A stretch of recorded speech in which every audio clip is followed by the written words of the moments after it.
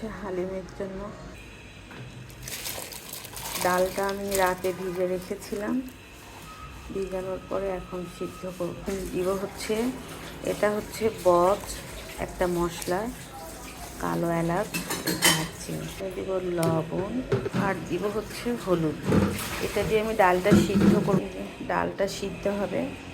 আর আমি যে গরুর মাংসটা এখানে দিব সেটাতে সব মশলা থাকবে, এটাতে আমি আর কোনো মশলা দিব না। এটা হচ্ছে গোলমরিচ, ভাজা মরিচ পাউডার।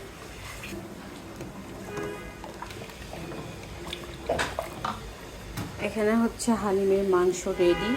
এখন আমি হালিমের মধ্যে ঢেলে দিয়ে দিব।